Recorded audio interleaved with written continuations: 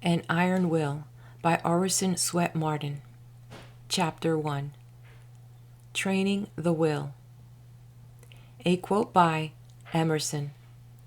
The education of the will is the object of our existence. End quote.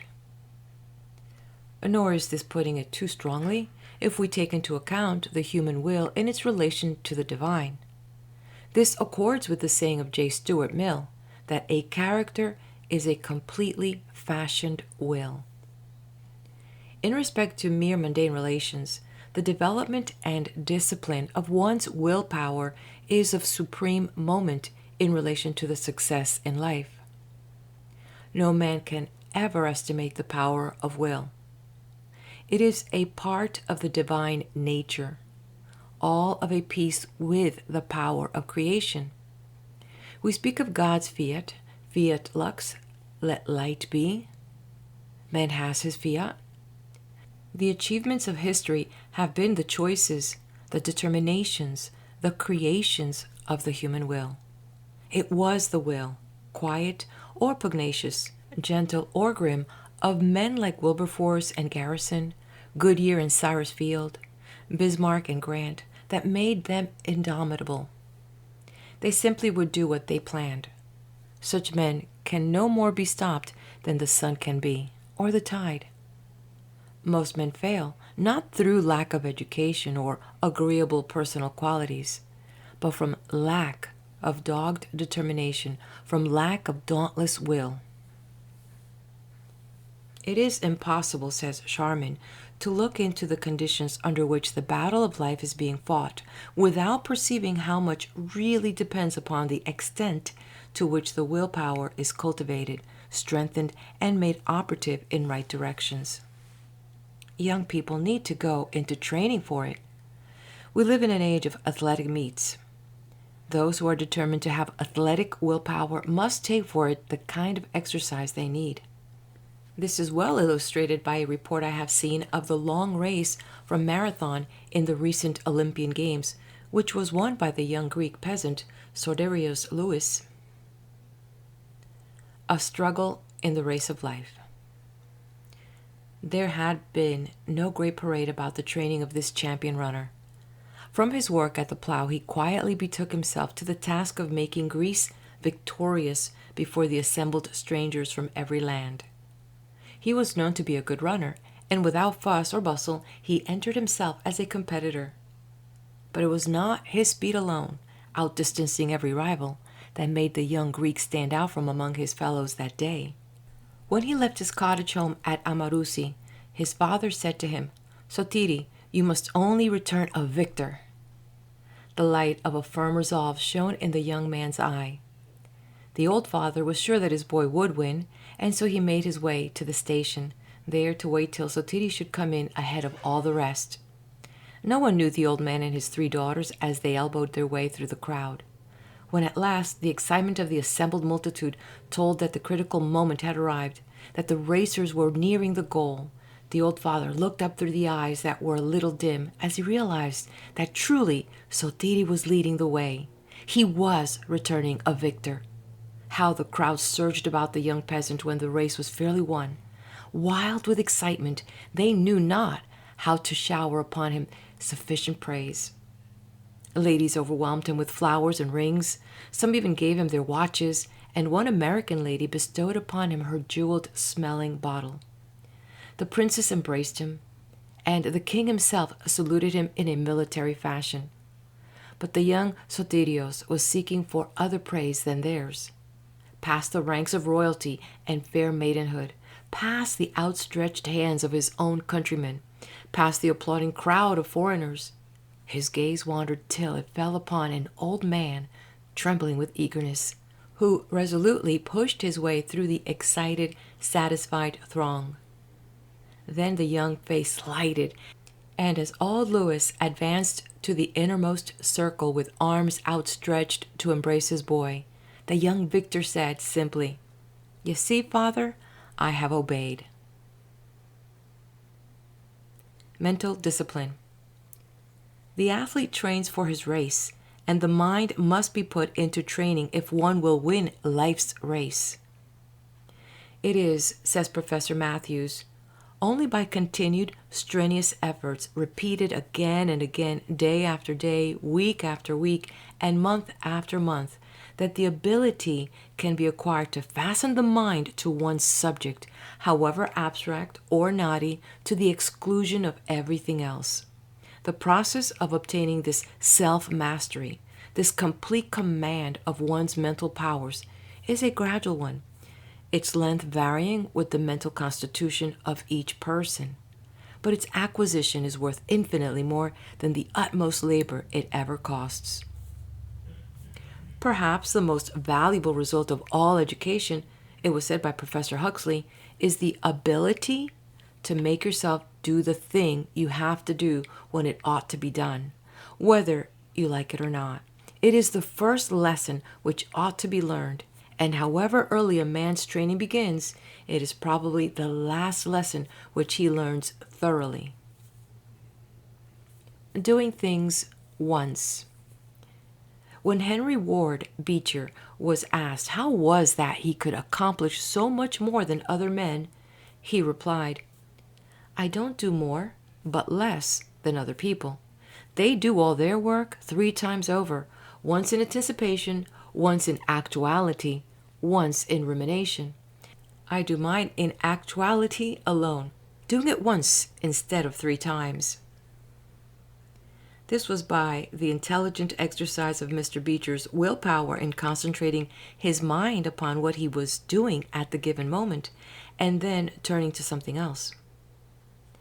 Anyone who has observed businessmen closely has noticed this characteristic. One of the secrets of a successful life is to be able to hold all of our energies upon one point, to focus all of the scattered rays of the mind upon one place or thing. Centralizing force. The mental reservoir of most people is like a leaky dam, which we sometimes see in the country, where the greater part of the water flows out without going over the wheel and doing the work of the mill. The habit of mind wandering, of worrying about this and that. Genius, that power which dazzles mortal eyes, is oft but perseverance in disguise. Many a man would have been a success had he connected his fragmentary efforts. Spasmodic, disconnected attempts without concentration, uncontrolled by any fixed idea, will never bring success. It is continuity of purpose alone that achieves results. Learning to swim. The way to learn to run is to run. The way to learn to swim is to swim. The way to learn to develop willpower is to be the actual exercise of willpower in the business of life. The man that exercises his will, says an English essayist, makes it a stronger and more effective force in proportion to the extent to which such exercise is intelligently and perseveringly maintained. The forth-putting of willpower is a means of strengthening willpower. The will becomes strong by exercise. To stick to a thing till you are master. It is a test of intellectual discipline and power. Dr. Quiller. It is astonishing, says Dr. Theodore Quiller, how many men lack this power of holding on until they reach the goal. They can make a sudden dash, but they lack grit. They are easily discouraged. They get on as long as everything goes smoothly, but when there is friction, they lose heart. They depend on stronger personalities for their spirit and strength. They lack independence or originality. They only dare to do what others do. They do not step boldly from the crowd and act fearlessly. The big trees. What is needed by him who would succeed in the highest degree possible is careful planning. He is to accumulate reserved power, that he may be equal to all emergencies. Thomas Starr King said that the great trees of California gave him his first impression of the power of reserve. It was the thought of the reserve energies that had been compacted into them, he said, that stirred me The mountains had given them their iron and their stimulants. The hills had given them their soil. The clouds had given them their rain and snow, and 1,000 summers and winters had poured forth their treasures about their vast roots. No young man can hope to do anything above the commonplace who has not made his life a reservoir of power on which he can constantly draw, which will never fail him in an emergency. Be sure that you have stored away in your powerhouse the energy, the knowledge that will be equal to the great occasion when it comes. If I were 20 and had but 10 years to live, said a great scholar and writer, I would spend that first 9 years accumulating knowledge and getting ready for the 10th. I will.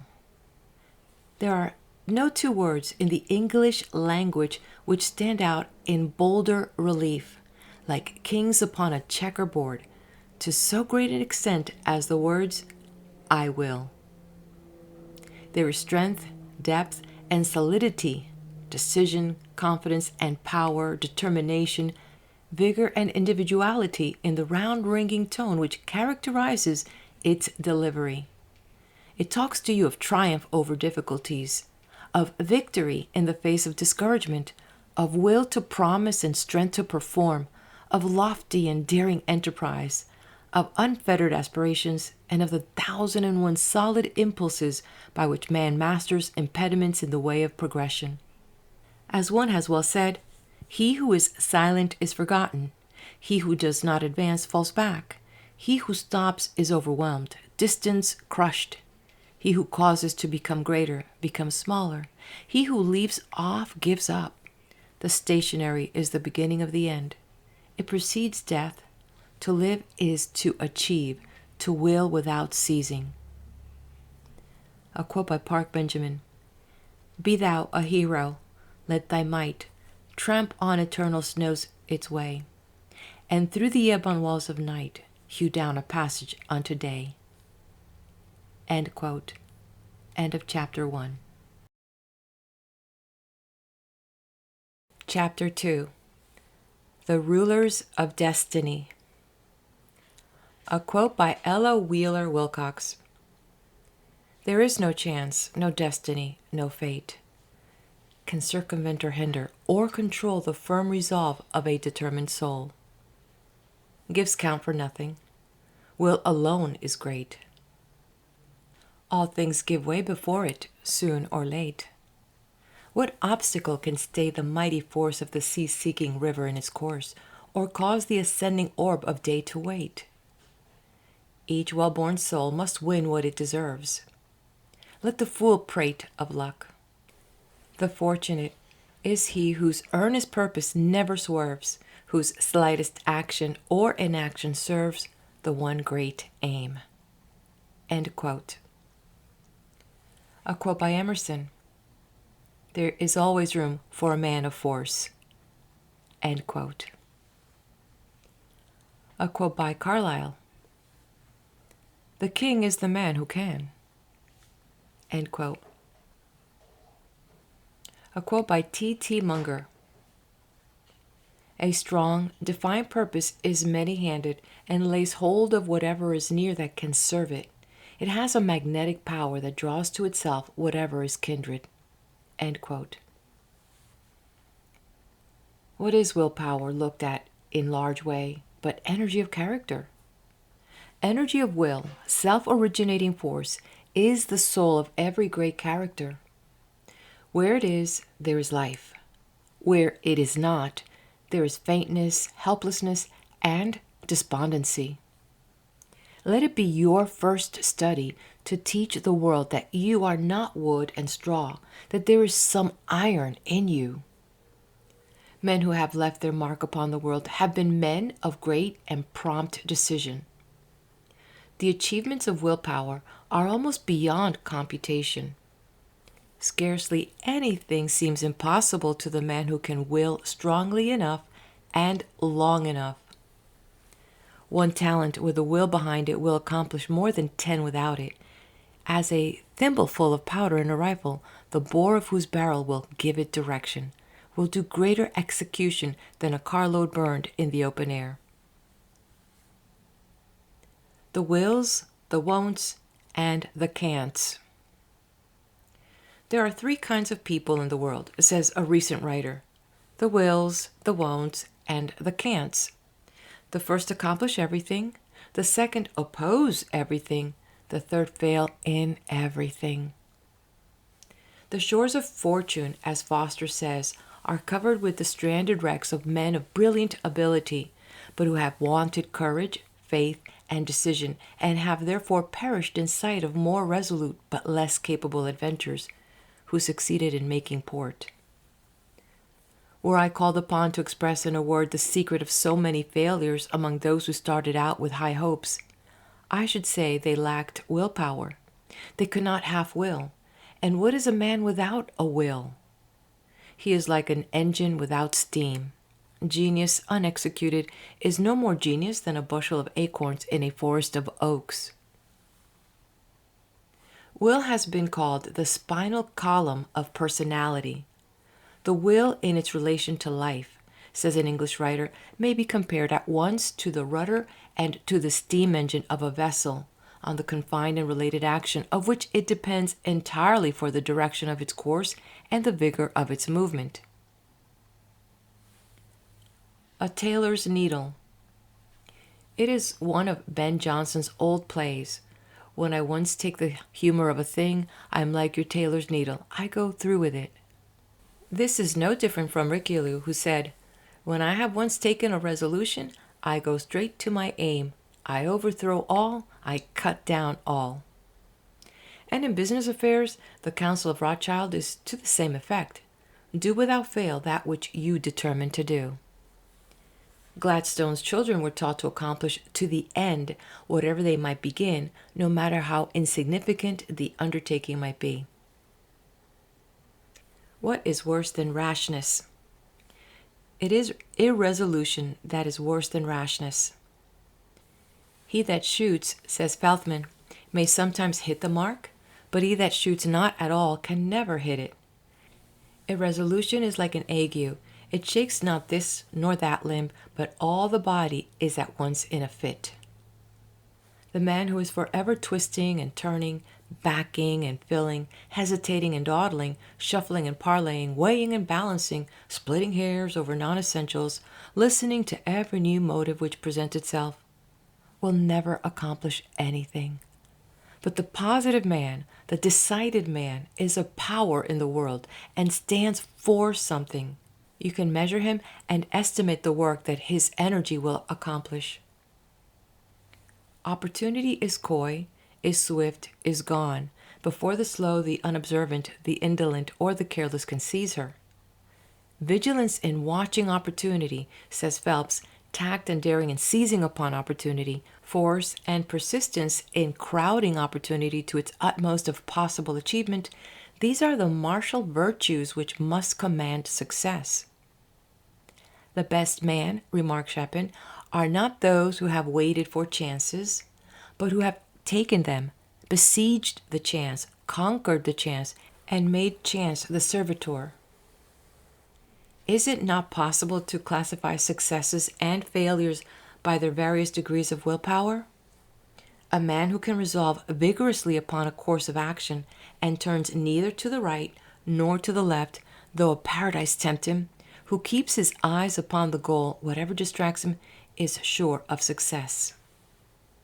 Not every vessel that sails from Tarshish will bring back the gold of Ophir, but shall it therefore rot in the harbor? No, give its sails to the wind. Conscience power.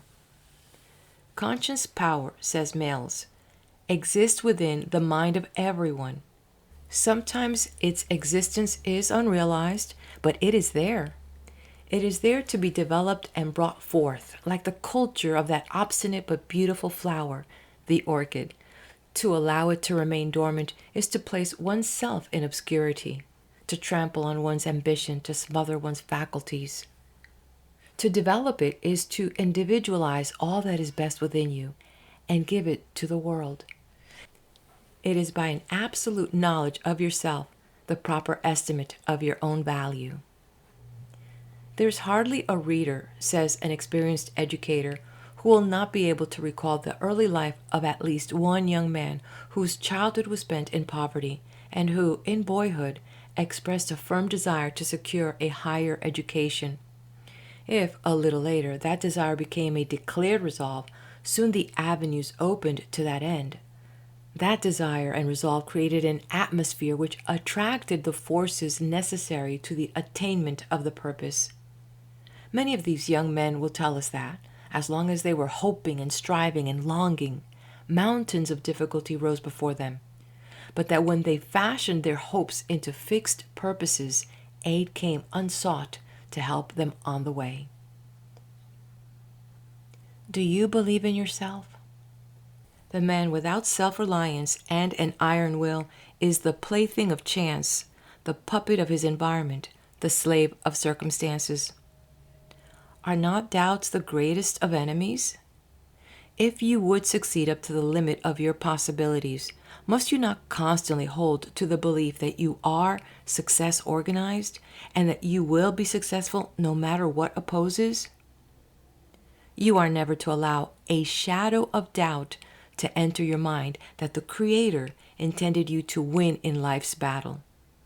Regard every suggestion that your life may be a failure and you are not made like those who succeed and that success is not for you as a traitor, and expel it from your mind as you would a thief from your house. There is something sublime in the youth who possesses the spirit of boldness and fearlessness, who has proper confidence in his ability to do and to dare. The world takes us at our own valuation. It believes in the man who believes in himself, but it has little use for the timid man, the one who is never certain of himself, who cannot rely on his own judgment, who craves advice from others and is afraid to go ahead on his own account. It is the man with a positive nature, the man who believes that he is equal to the emergency, who believes he can do the thing he attempts, who wins the confidence of his fellow man. He is beloved because he is brave and self-sufficient. Those who have accomplished great things in the world have been, as a rule, bold, aggressive, and self-confident. They dared to step out from the crowd and act in an original way. They were not afraid to be generals. There is little room in this crowding, competing age for the timid, vacillating youth. He who would succeed today must not only be brave, but must also dare to take chances. He who waits for certainty never wins. The law of the soul is eternal endeavor that bears the man onward and upward forever. A man can be too confiding in others, but never too confident in himself. Never admit defeat or poverty. Stoutly assert your divine right to hold your head up and look the world in the face. Step bravely to the front whatever opposes, and the world will make way for you. No one will insist upon your rights while you yourself doubt that you have any. Believe you are made for the place you fill. Put forth your whole energies. Be awake. Electrify yourself. Go forth to the task. A young man once said to his employer, "Don't give me an easy job. I want to handle heavy boxes, shoulder great loads. I would like to lift a big mountain and throw it into the sea." And he stretched out two brawny arms, while his honest eyes danced and his whole being glowed with conscious strength. The world in its heart admires the stern, determined doer. The world turns aside to let any man pass who knows whither he is going. It is wonderful how even the apparent casualties of life seem to bow to a spirit that will not bow to them, and yield to assist a design after having in vain attempted to frustrate it. The man who succeeds, says Prentice Mulford, must always in mind or imagination live, move, think, and act as if he gained that success, or he will never gain it. We go forth, says Emerson, austere, dedicated, believing in the iron links of destiny, and will not turn on our heels to save our lives. A book, a bust, or only the sound of a name shoots a spark through the nerves, and we suddenly believe in will. We cannot hear of personal vigor of any kind, great power of performance, without fresh resolution. End of chapter 2.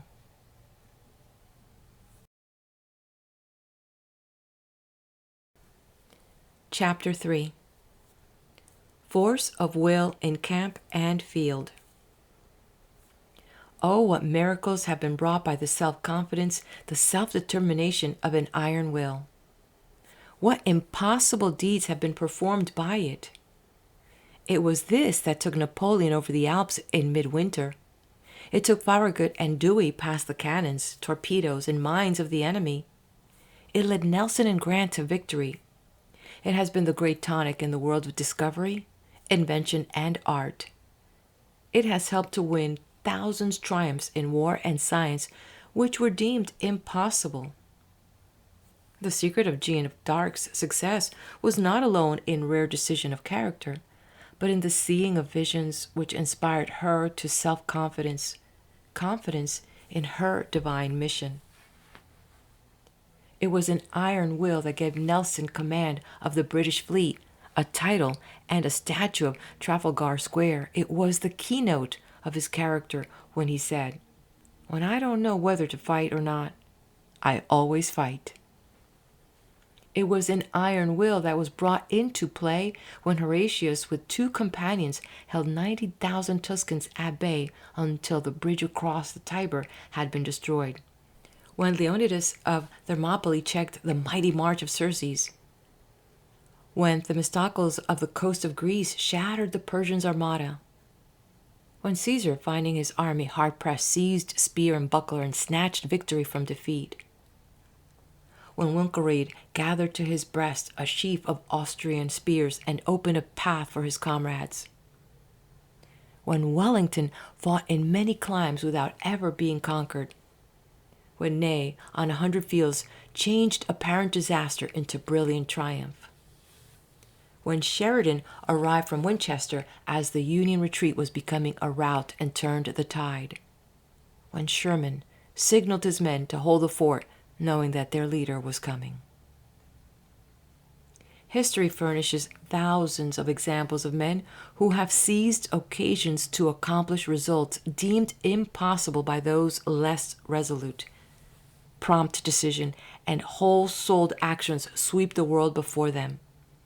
Who was the organizer of the modern German Empire? Was he not the man of iron?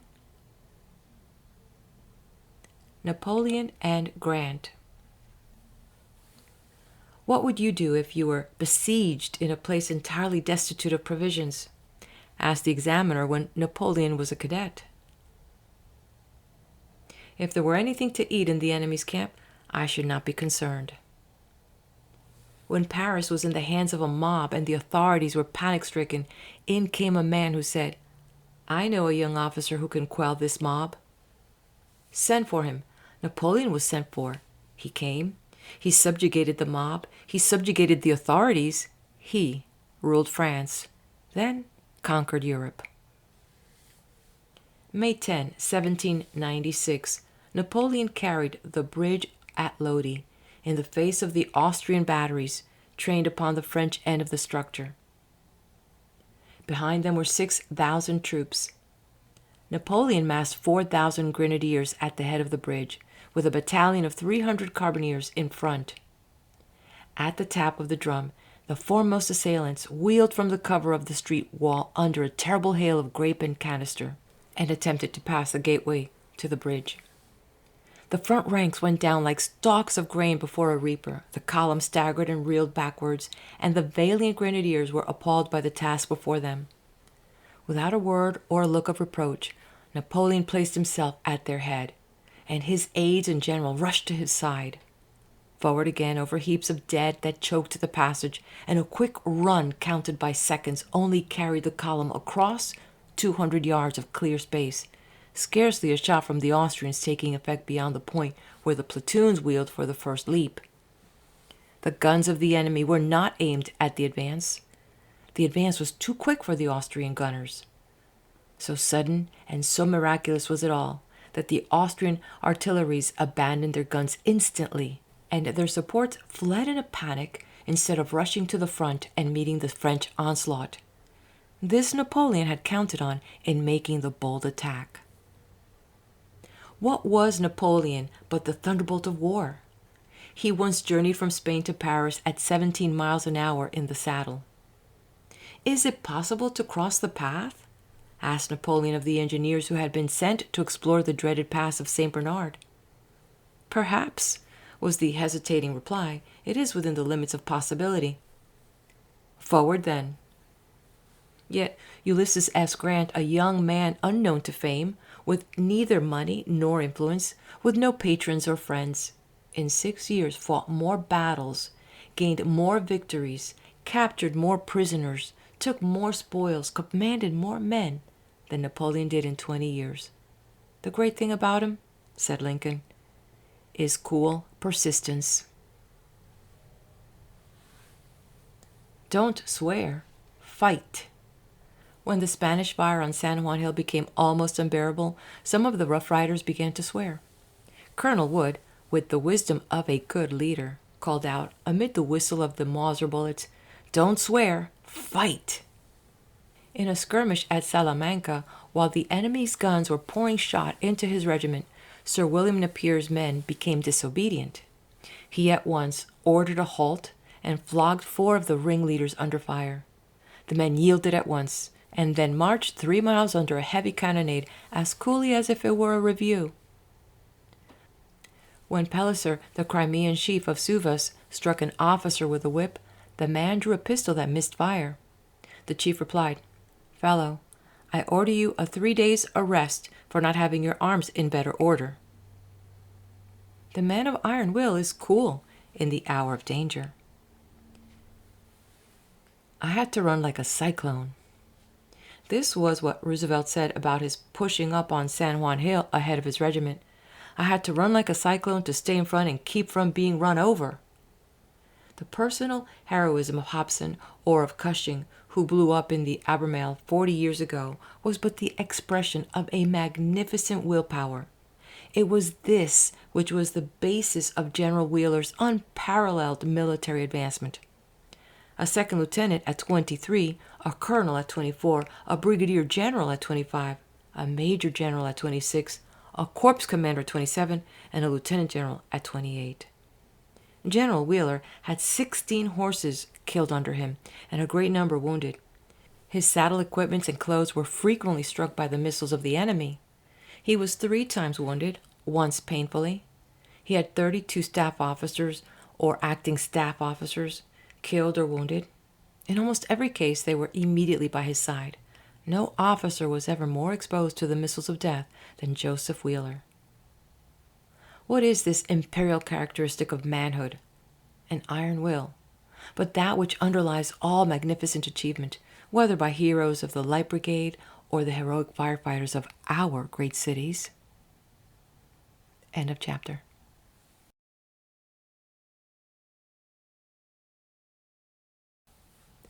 Chapter 4. Willpower in its relation to health and disease. Section 1.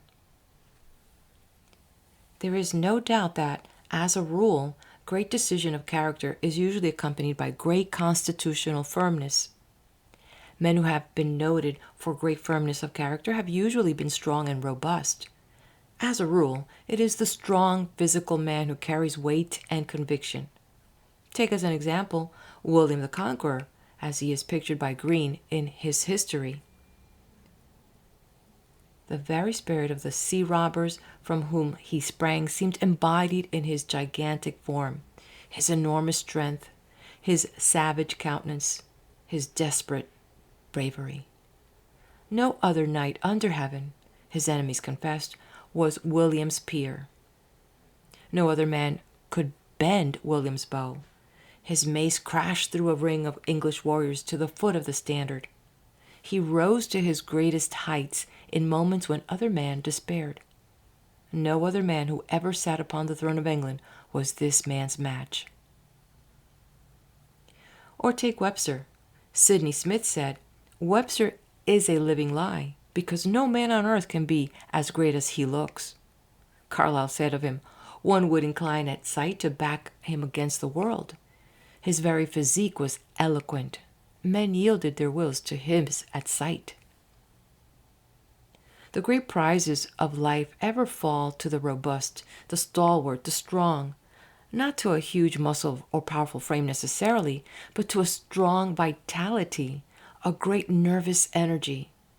It is the Lord Brugham's working almost continuously 144 hours. It is the Napoleon's 20 hours in the saddle. It is the Franklin's camping out in the open air at 70. It is the Gladstones firmly grasping the helm of the ship of state or 84, trampling miles every day and chopping down huge trees at 85. Those who accomplish the great things of life. To prosper, you must improve your brain power, and nothing helps the brain more than a healthy body. The race of today is only to be won by those who will study to keep their bodies in such good condition that their minds are able and ready to sustain the high pressure on memory and mind, which our present fierce competition engenders. It is health rather than strength that is now wanted. Health is essentially the requirement of our time to enable us to succeed in life.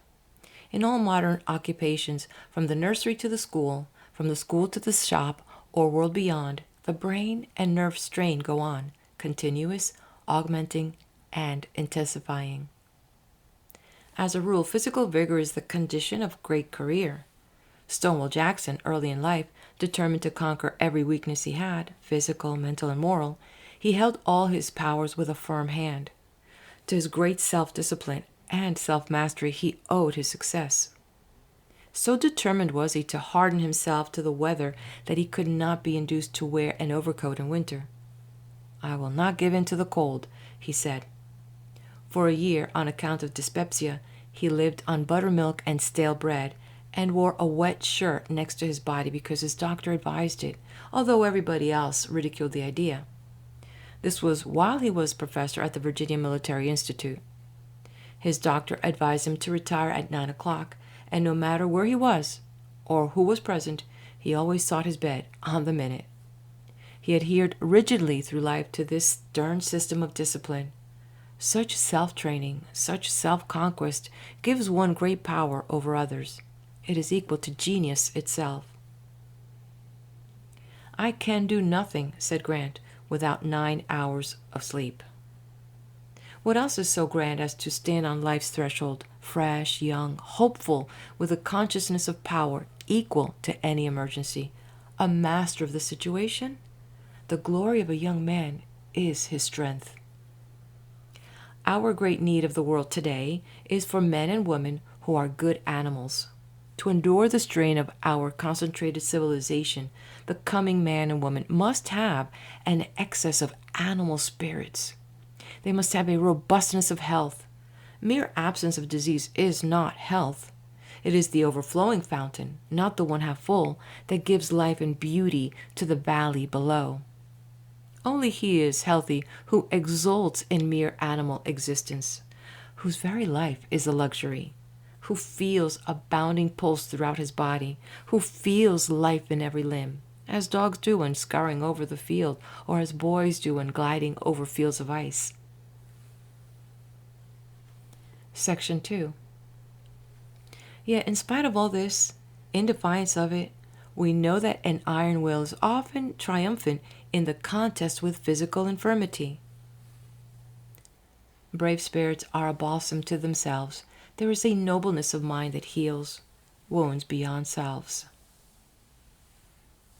"One day," said a noted rope walker, "I signed an agreement to wheel a barrow along a rope on a given day. A day or two before I was seized with lumbago. I called in my medical man and told him I must be cured by a certain day, not only because I should lose what I hoped to earn, but also forfeit a large sum. I got no better, and the doctor forbade my getting up. I told him, 'What do I want with your advice if you cannot cure me? Of what good is your advice?' When I got to the place, there was a doctor protesting I was unfit for the exploit. I went on, though I felt like a frog with my back. I got ready my pole and my barrow, took hold of the handles and wheeled it along the rope as well as I ever did. When cut to the end, I wheeled it back again, and when this was done, I was a frog again. What made me that I could wheel the barrow? It was my reserve will. What does he know, asked the sage, who has not suffered? Did not Schiller produce his greatest tragedies in the midst of physical suffering, almost amounting to torture?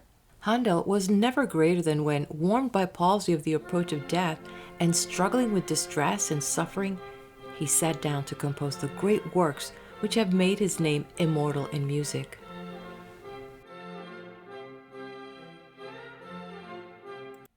Beethoven was almost totally deaf and burdened with sorrow when he produced his greatest works.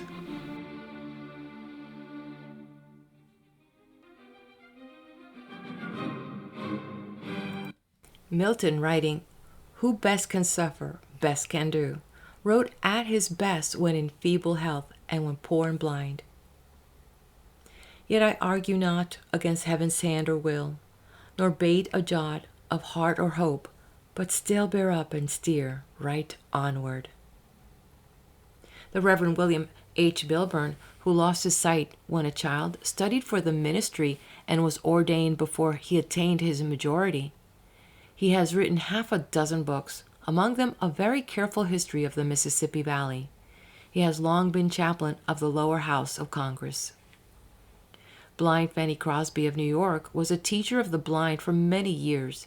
She has written nearly 3,000 hymns, among which are "Pass Me Not, O Gentle Savior," "Rescue the Perishing," "Savior More Than Life to Me," and "Jesus Keep Me Near the Cross." "The truest help we can render one who is afflicted," said Bishop Brooks, "is not to take his burden from him, but to call out his best energy that he may be able to bear." What a mighty will Darwin had! He was in continual ill health. He was in constant suffering. His patience was marvelous. No one but his wife knew what he had endured. For 40 years, said his son, he never knew one day of health. Yet during those 40 years he unremittingly forced himself to do the work from which the mightiest minds and the strongest constitutions would have shrunk. He had a wonderful power of sticking to a subject. He used almost to apologize for his patience, saying that he could not bear to be beaten, as if it were a sign of weakness. Bulwer advises us to refuse to be ill, never to tell people we are ill, never to own it ourselves. Illness is one of those things which a man should resist on principle. Do not dwell upon your ailment, nor study your symptoms. Never allow yourself to be convinced that you are not complete master of yourself.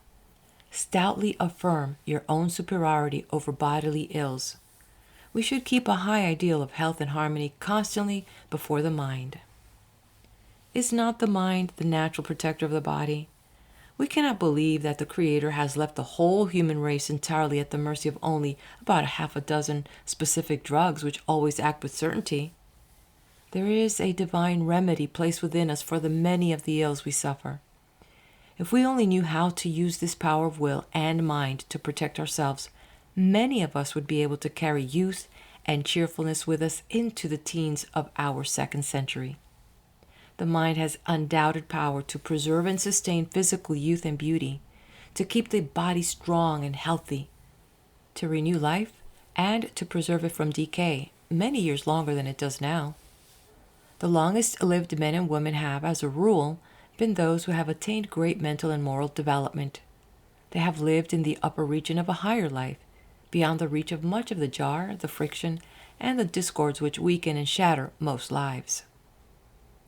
Every physician knows that courageous people with indomitable will are not half as likely to contract contagious diseases as the timid, the vacillating, the irresolute.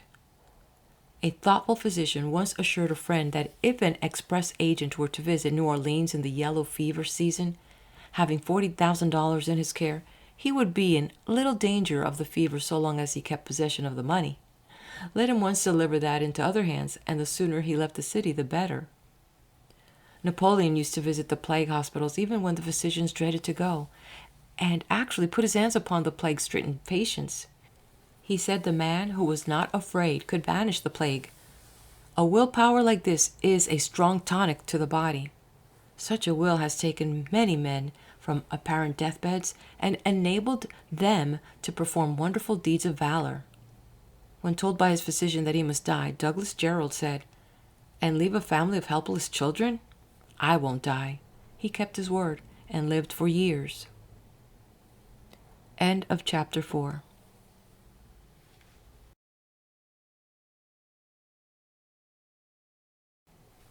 Chapter 5. The Romance of Achievement Under Difficulties. A quote by Lowell. "What doth the poor man's son inherit? Stout muscles and a sinewy heart, a hardy frame, a hardier spirit. King of two hands, he does his part in every useful toil and art. A heritage, it seems to me, a king might wish to hold in fee." End of quote. Has not God given every man a capital to start with? Are we not born rich? He is rich who has good health, a sound body, good muscles. He is rich who has a good head, a good disposition, a good heart. He is rich who has 2 good hands, with 5 chances on each. Equipped? Every man is equipped as only God could equip him. What a fortune he possesses in the marvelous mechanism of his body and mind. It is individual effort that has achieved everything worth achieving. The fun of the little game. A big Australian, 6 feet 4, James Tyson, died not long since with a property of $25 million, who began life as a farmhand. Tyson cared little for money.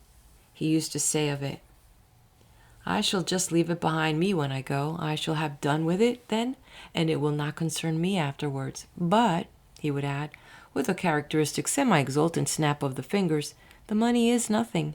It was the little game that was the fun." Being asked, "What was the little game?" he replied with an energy of concentration peculiar to him, "Fighting the desert. That has been my work. I have been fighting the desert all my life, and I have won. I have put water where was no water, and beef where was no beef. I have put fences where there were no fences, and roads where there were no roads. Nothing can undo what I have done, and millions will be happier for it after I am long dead and forgotten." Has not self-help accomplished about all the great things of the world? How many young men falter, faint, and dally with their purpose because they have no capital to start with, and wait for some good luck to give them a lift. But success is the child of drudgery and perseverance. It cannot be coaxed or bribed. Pay the price, and it is yours. A constant struggle, a ceaseless battle to bring successes from inhospitable surroundings, is the price of all great achievements. Conquerors of Fortune. Benjamin Franklin had this tenacity of purpose in a wonderful degree. He started in the printing business in Philadelphia. He carried his material through the streets on a wheelbarrow. He hired one room for his office, workroom, and sleeping room. He found a formidable rival in the city and invited him to his room. Pointing to a piece of bread from which he had just eaten his dinner, he said, "Unless you can live cheaper than I can, you cannot starve me out." It was so that he proved the wisdom of Edmund Burke's saying that he that wrestles with us strengthens our nerves and sharpens our skill. Our antagonist is our helper. The poor and friendless lad, George Peabody, weary, footsore, and hungry, called at a tavern in Concord, New Hampshire, and asked to be allowed to saw wood for lodging and breakfast. Yet he put in work for everything he ever received, and outmatched the poverty of early days. Gideon Lee could not even get shoes to wear in winter when a boy, but he went to work barefoot in the snow. He made a bargain with himself to work 16 hours a day. He fulfilled it to the letter, and when from interruption he lost time, he robbed himself of sleep to make it up. He became a wealthy merchant of New York, mayor of the city, and a member of Congress. Commercial courage. The business affairs of a gentleman named Roos were once in a complicated condition, owing to his conflicting interests in various states, and he was thrown into prison. While confined, he wrote on the walls of his cell, "I am 40 years of age this day. When I am 50, I shall be worth $500,000, and by the time I am 60, I shall be worth $1 million." He lived to accumulate more than $3 million. The ruin which overtakes so many merchants, says Whipple, is due not so much to their lack of business talent as to their lack of business nerve. Cyrus W. Field had retired from business with a large fortune when he became possessed with the idea that by means of a cable laid upon the bottom of the Atlantic Ocean, telegraphic communication could be established between Europe and America. He plunged into the undertaking with all the force of his being. It was an incredibly hard contest, the force of the Newfoundland, the lobby in Congress, the unskilled handling of breaks on his Agamemnon cable, a second and third breaking of the cables at sea, the cessation of the current in the well-laid cable, the snapping of a superior cable on the Great Eastern. All these availed not to foil the iron will of Field, whose final triumph was that of mental energy in the application of science. 4 New York journalists. To Horace Greeley, the founder of the Tribune, I need not allude. His story is, or ought to be, in every school book. James Brooks, one of the editor and proprietor of the Daily Express, and later an eminent congressman, began life as a clerk in a store in Maine, and when 21 received for his pay a hogshead of New England rum. He was so eager to go to college that he started for Waterville with his trunk on his back, and when he was graduated he was so poor and plucky that he carried his trunk on his back to the station as he went home. When James Gordon Bennett was 40 years old, he collected all his property, $300, and in a cellar with a board upon 2 barrels for a desk, himself his own typesetter, office boy, publisher, newsboy, clerk, editor, proofreader, and printer's devil, he started the New York Herald. He did this after many attempts and defeats in trying to follow the routine instead of doing his own way. Never was any man's early career a better illustration of Wendell Phillips' dictum, "What is defeat?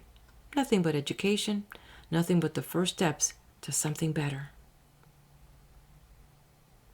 Thurlow Weed, who was a journalist for 57 years, strong, sensible, genial, tactful, and magnificent physique, who did so much to shape public policy in the Empire State, tells a most romantic story of his boyhood. I cannot ascertain how much schooling I got at Catskill, probably less than a year, certainly not a year and a half, and this was when I was not more than 5 or 6 years old. I felt a necessity, at an early age, of trying to do something for my own support. My first employment was in sugar making, an occupation to which I became much attached. I now look with great pleasure upon the days and nights passed in the sap bush. The want of shoes, which, as the snow was deep, was no small privation, was the only drawback upon my happiness. I used, however, to tie pieces of an old rag carpet around my feet, and got along pretty well, chopping wood and gathering up sap. But when the spring advanced and bare ground appeared in spots, I threw off the old carpet encumbrance and did my work barefoot. There is much leisure time for boys who are making maple sugar. I devoted this time to reading when I could obtain books, but the farmers of that period had few or no books, save their Bibles. I borrowed books whenever and wherever I could. I heard that a neighbor 3 miles off had borrowed from a still more distant neighbor a book of great interest. I started off barefoot in the snow to obtain the treasure. There were spots of bare ground upon which I would stop to warm my feet, and there were also along the road occasional lengths of log fence from which the snow had melted and upon which it was a luxury to walk. The book was at home, and the good people consented, upon my promise that it should be neither torn nor soiled, to lend it to me. In returning with the prize, I was too happy to think of the snow or my naked feet. Candles were then among the luxuries, not the necessaries of life. If boys, instead of going to bed after dark, wanted to read, they supplied themselves with pine knots, by the light of which, in a horizontal position, they pursued their studies. In this manner, with my body in the sugar house and my head out of doors, where the fat pine was blazing, I read with intense interest the book I had borrowed, A History of the French Revolution. Weed's next earning was in an iron foundry at Onondaga. My business was, after a casting, to temper and prepare the molding dogs myself. This was night and day work. We ate salt pork and rye and Indian bread 3 times a day, and slept on straw in bunks.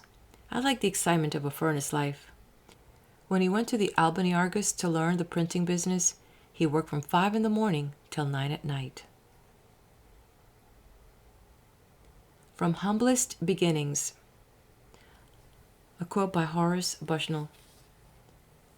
The more difficulties one has to encounter, within and without, the more significant and the higher in inspiration his life will be. End quote. The story of Weed and Greeley is not an uncommon one in America. Some of the most eminent men on the globe have struggled with poverty in early life and triumphed over it. The astronomer Kepler, whose name can never die, was kept in constant anxieties, and he told fortunes by astrology for a livelihood, saying that astrology, as the daughter of astronomy, ought to keep her mother. All sorts of service he had to accept. He made almanacs and worked for anyone who would pay him. Linnaeus was so poor when getting his education that he had to mend his shoes with folded paper and often had to beg his meals of his friends. During the 10 years in which he made his greatest discoveries, Isaac Newton could hardly pay 2 shillings a week to the Royal Society of which he was a member. Some of his friends wanted to get him excused from this payment, but he would not allow them to act. Humphrey Davy had but a slender chance to acquire great scientific knowledge, yet he had true metal in him, and he made even old pans, kettles, and bottles contribute to his success, as he experimented and studied in the attic of the apothecary store where he worked. George Stephenson was one of 8 children whose parents were so poor that all lived in a single room. George had to watch cows for a neighbor, but he managed to get time to make engines of clay, with hemlock sticks for pipes. At 17, he had charge of an engine, with his father for fireman. He could neither read nor write, but the engine was his teacher, and he a faithful student. While the other hands were playing games or loafing in liquor shops during the holidays, George was taking his machine to pieces, cleaning it, studying it, and making experiments in engines. When he had become famous as a great inventor of improvements in engines, those who had loafed and played called him lucky. It was by steadfastly keeping at it, by indomitable willpower, that these men won their positions in life. We rise by the things that are under our feet, by what we have mastered of good or gain. Talent in tatters. Among the companions of Sir Joshua Reynolds, while he was studying his art at Rome, was a fellow pupil of the name of Astley. They made an excursion with some others on a sultry day, and all except Astley took off their coats. After several taunts he was persuaded to do the same, and displayed on the back of his waistcoat a foaming waterfall. Distress had compelled him to patch his clothes with one of his own landscapes.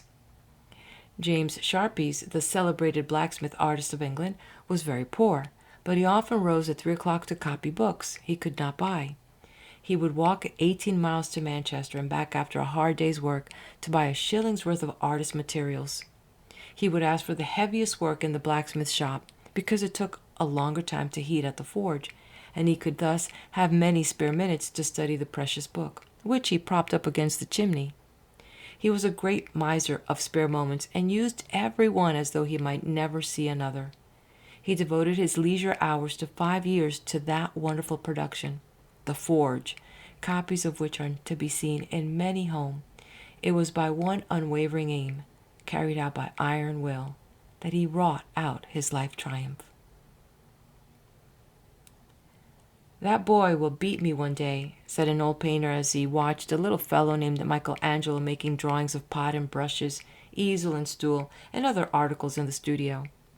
The barefoot boy did persevere until he had overcome every difficulty and become the greatest master of art the world has known.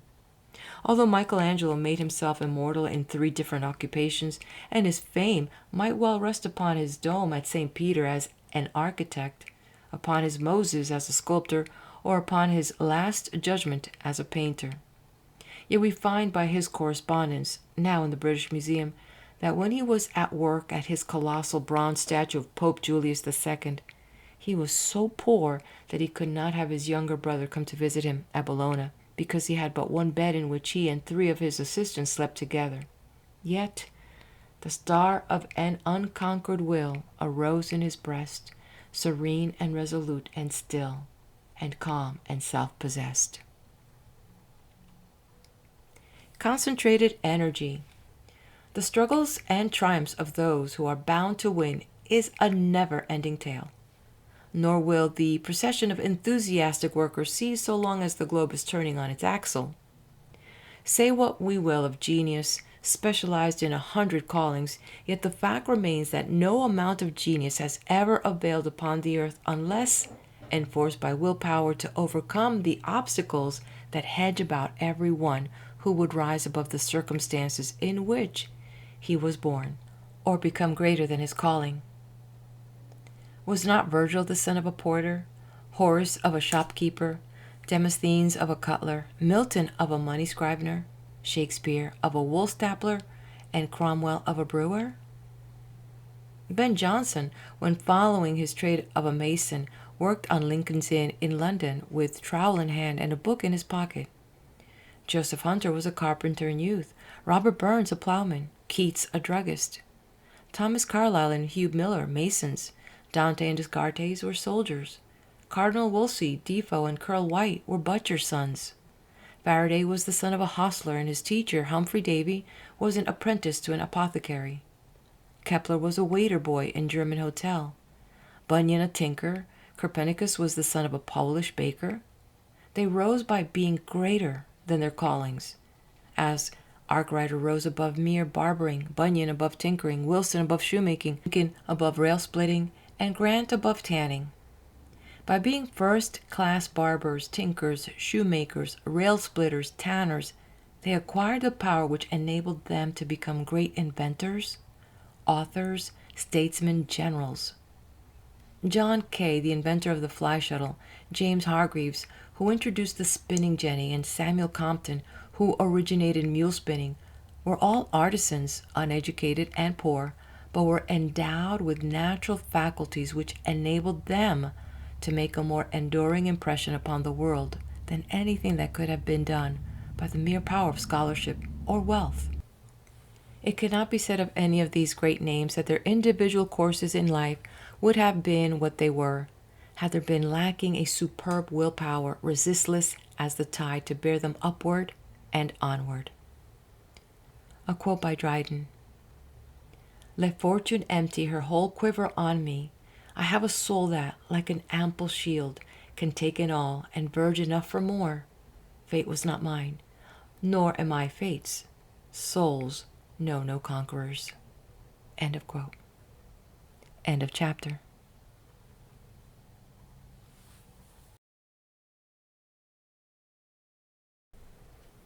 Chapter 4.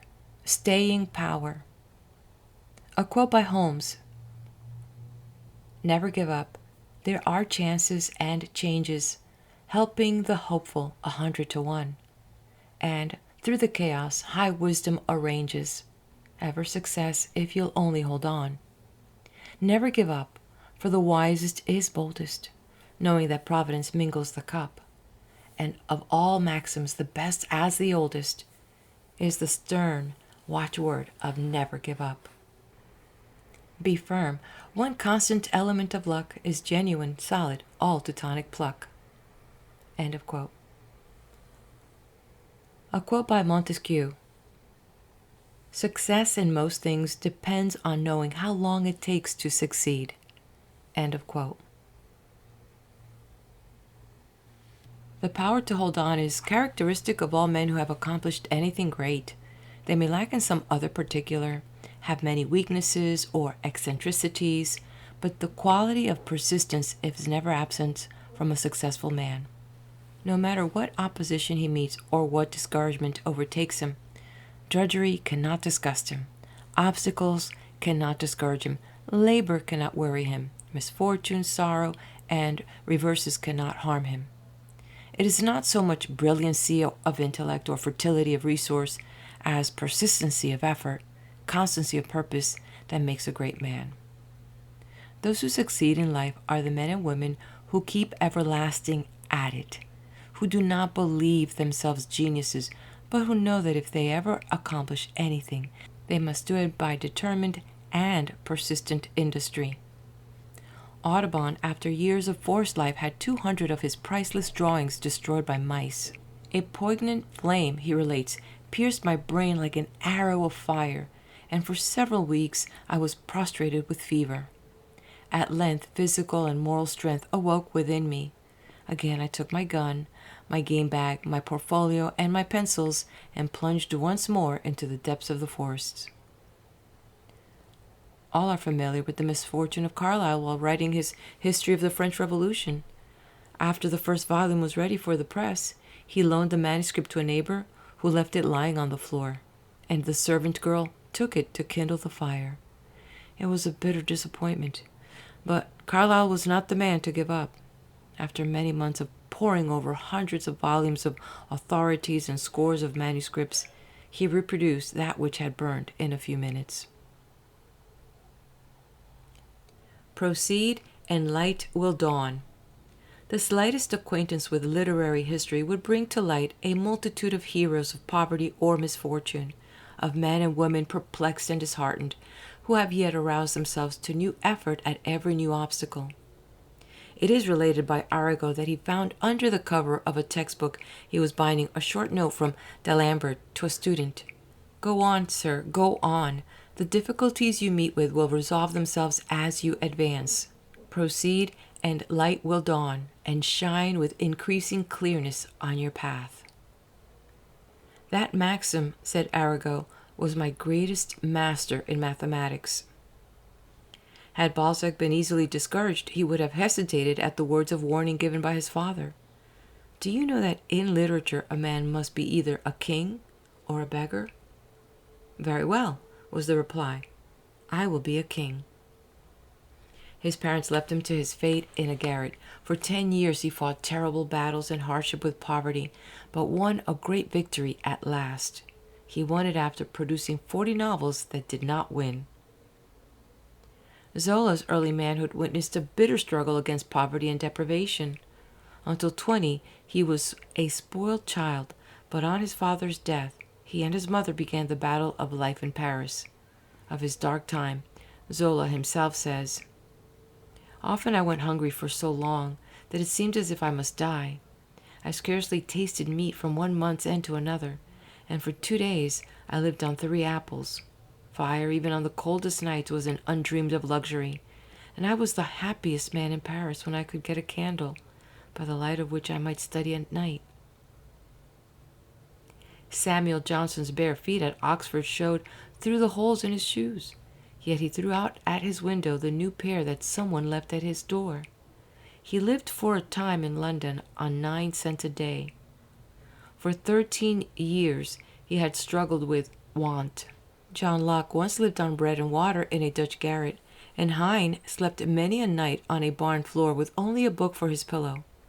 It was to poverty, as a thorn urging the breast of Harriet Martineau, that we owe her writings. There are no more interesting pages in a biography than those which record how Emerson, as a child, was unable to read the 2nd volume of a certain book, because his widowed mother could not afford the amount, 5 cents, necessary to obtain it from the circulating library.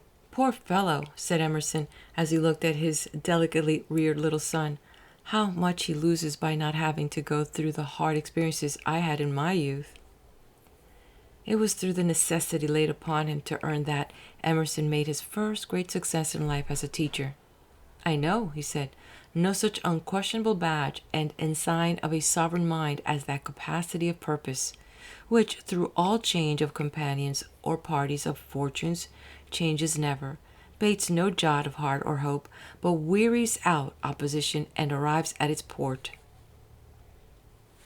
She can never succeed.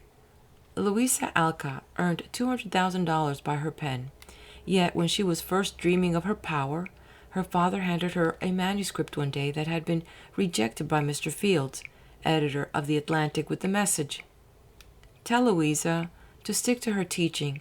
She can never succeed as a writer." "Tell him I will succeed as a writer, and some day I shall write for The Atlantic." Not long after, she wrote for The Atlantic a poem that Longfellow attributed to Emerson. And there came a time when she wrote in her diary, "20 years ago, I resolved to make the family independent if I could. At 40, that is done. Debts all paid, even the outlawed ones, and we have enough to be comfortable. It has cost me my health, perhaps." I trample on impossibilities. "Why," asked Marabou, "should we call ourselves men unless it be to succeed in everything, everywhere?" "It is all very well," said Charles J. Fox, "to tell me that a young man has distinguished himself by a brilliant first speech. He may go on satisfied with his first triumph, but show me a young man who has not succeeded at first and has then gone on, and I will back that man to do better than those who succeeded at the first trial." Cobden broke down completely the first time he appeared on a platform in Manchester, and the chairman apologized for him, but he did not give up speaking until every poor man in England had a larger, better, and cheaper loaf. Young Disraeli, sprung from a hated and persecuted race, pushed his way up through the middle classes and upper classes until he stood himself poised upon the topmost round of political and social power. At first he was scoffed at, ridiculed, rebuffed, hissed from the House of Commons. He simply said, "The time will come when you will hear me." The time did come, and he swayed the scepter of England for a quarter of a century. How massive was the incalculable reserve power of Lincoln as a youth, or of President Garfield, woodchopper, bell ringer, and sweeper general in college. Persistent purpose. We hear a great deal of talk about genius, talent, luck, chance, cleverness, and fine manners playing a large part in one's success. Leaving out luck and chance, all these elements are important factors. Yet the possession of any or all of them, unaccompanied by a definite aim, a determined purpose, will not ensure success. Men drift into business, they drift into society, they drift into politics, they drift into what they fondly and but vainly imagine is religion. If winds and tides are favorable, all is well. If not, all is wrong. Stalker says, most men merely drift through life, and the work they do is determined by 100 different circumstances. They might as well be doing anything else, or they would prefer to be doing nothing at all. Yet whatever else may have been lacking in the giants of the race, the men who have been conspicuously successful have all had one characteristic in common: doggedness and persistence of purpose.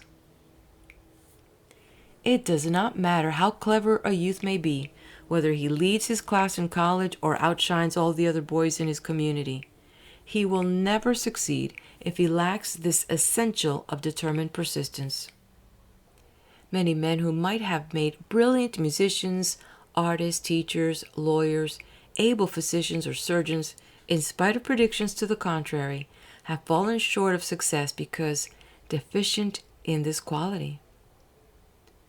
Persistency of purpose is a power. It creates confidence in others. Everybody believes in the determined man. When he undertakes anything, his battle is half won, because not only he himself, but everyone who knows him believes that he will accomplish whatever he sets out to do. People know that it is useless to oppose a man who uses his stumbling blocks as stepping stones, who is not afraid of defeat, who never, in spite of calumny or criticism, shrinks from his task, who never shirks responsibility, who always keeps his compass pointed to the North Star of his purpose, no matter what storms may rage about him. The persistent man never stops to consider whether he is succeeding or not. The only question with him is how to push ahead, to get a little farther along, a little nearer his goal. Whether it lead over mountains, rivers, or morasses, he must reach it. Every other consideration is sacrificed to this one dominant purpose. The success of a dull or average youth and the failure of a brilliant one is a constant surprise in American history. But if the different cases are closely analyzed, we shall find that the explanation lies in the staying power of the seemingly dull boy, the ability to stand firm as a rock under all circumstances, to allow nothing to divert him from his purpose. 3 necessary things. 3 things are necessary, said Charles Sumner. First, backbone. Second, backbone. Third, backbone. A good chance alone is nothing. Education is nothing without strong and vigorous resolution and stamina to make one accomplish something in the world. An encouraging start is nothing without backbone. A man who cannot stand erect, who wobbles first one way and then the other, who has no opinion of his own or courage to think his own thought, is of very little use in this world. It is grit, it is perseverance, it is moral stamina and courage that govern the world. At the trial of the 7 bishops of the Church of England for refusing to aid the king to overthrow the Protestant faith, it was necessary to watch the officers at the doors, lest they send food to some juryman and aid him to starve the others into an agreement. Nothing was allowed to be sent in but water for the jurymen to wash in, and they were so thirsty they drank it up. At first 9 were for acquitting and 3 for convicting. 2 of the minority soon gave way. The third, Arnold, who was obstinate, he declined to argue. Austin said to him, "Look at me. I'm the largest and the strongest of the 12, and before I will find such a petition as this libel, here will I stay till I am no bigger than a tobacco pipe." Arnold yielded at 6 in the morning. Success against odds. A quote by Goethe. Yes, to this thought I hold with firm persistence. The last result of wisdom stamps it true. He only earns his freedom and existence who daily conquers them anew. End of quote. It is interesting to notice how some minds seem almost to create themselves, says Irving, springing up under every disadvantage and working their solitary but irresistible way through 1,000 obstacles. Opposing circumstances create strength. Opposition gives us greater power of resistance. To overcome one barrier gives us greater ability to overcome the next. History is full of examples of men and women who have redeemed themselves from disgrace, poverty, and misfortune by the firm resolution of an iron will. Success is not measured by what a man accomplishes, but by the opposition he has encountered and the courage with which he has maintained the struggle against overwhelming odds.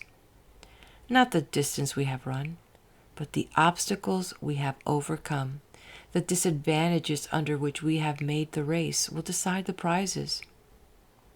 It is defeat, says Henry Ward Beecher, that turns bone to flint and gristle to muscle and makes men invincible and formed those heroic natures that are now in ascendancy in the world. Do not, then, be afraid of defeat. You are never so near to victory as when defeated in a good cause. Governor Seymour of New York, a man of great force and character, said, in reviewing his life, "If I were to wipe out 20 acts, what should they be?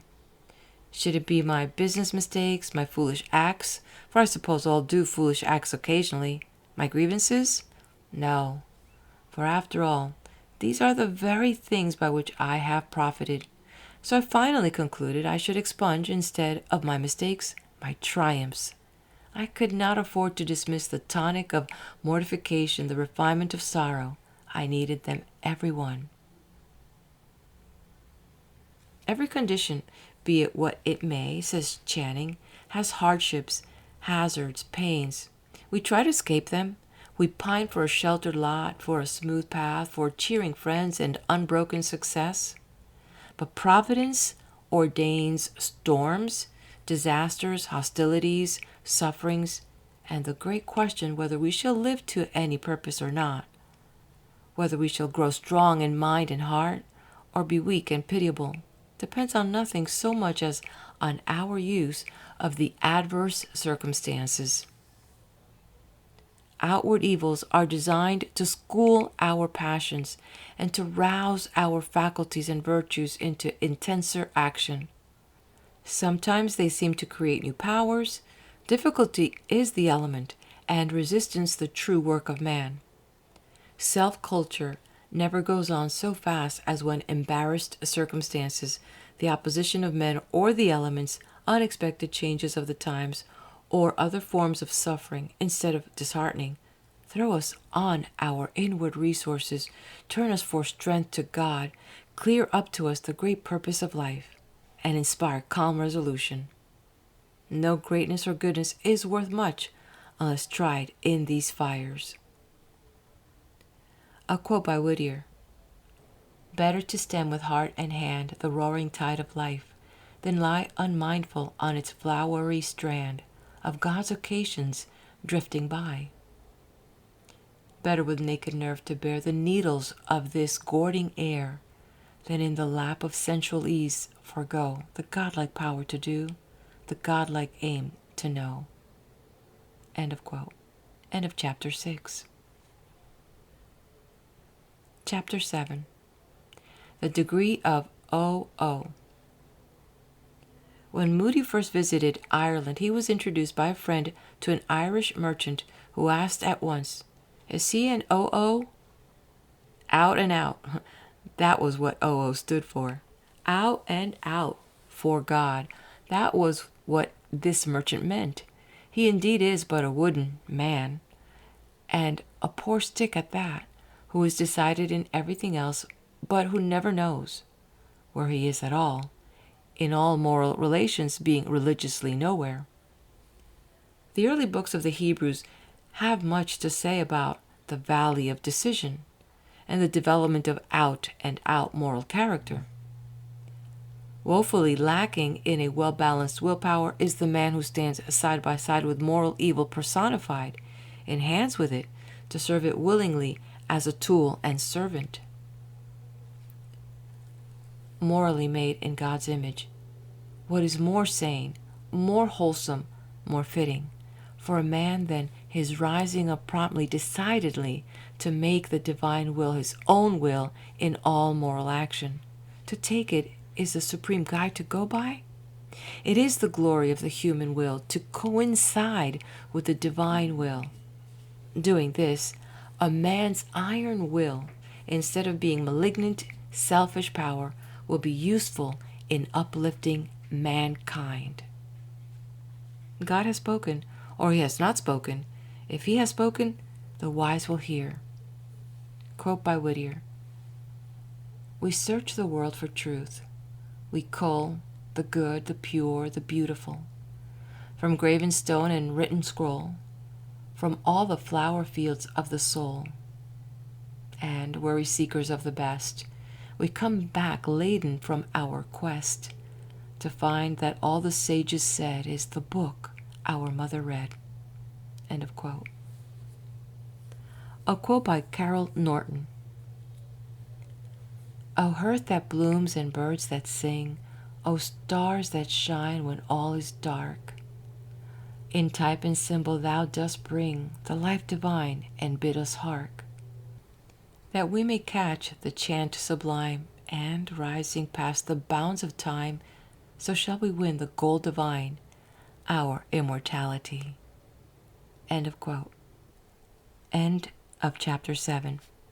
And also, this is the end of the reading of the book titled An Iron Will. If you took out any golden nuggets, leave me a comment. Please do hit that like button. If you found value, share this with your friends and subscribe to the channel. Be blessed.